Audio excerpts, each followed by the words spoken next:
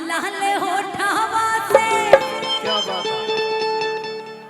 बरसे लाल लैया हो चुए लाल लाल होठावा से आई होता न बरसे लाल लैया हो की रस चुए हो की रस चुए जैसे आवा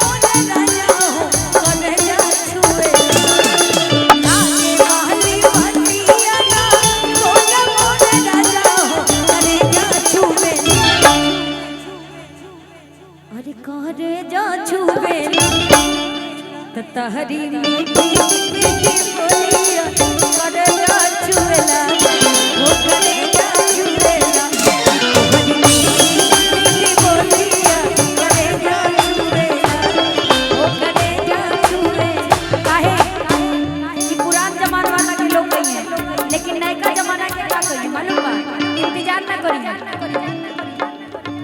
आज ना तकाल मिलबो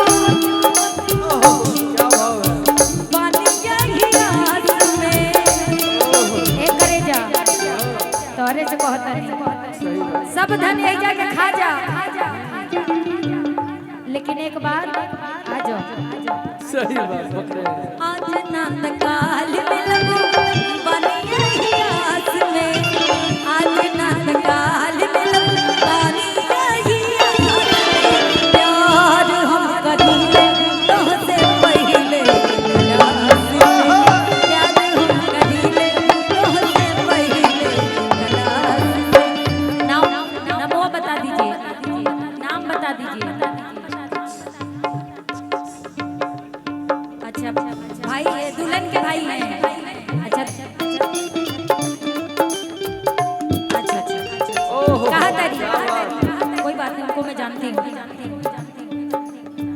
बाकी डर लागे तहरा भैवा के मार से बाकी डर लागे तहरा भैवा के मार से प्यार हम करीले तोहसे पहले गला प्यार हम करीले तोहसे पहले गला से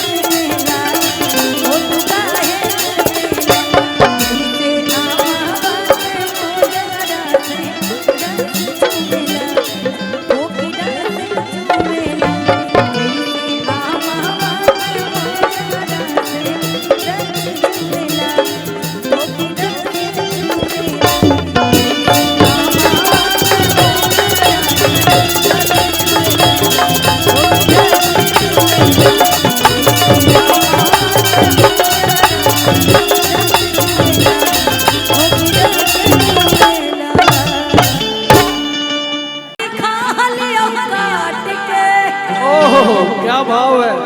बलडवा से कर जवा सही बात है। हमारो के ले चल ससुररिया बंद आके गोदर जवा।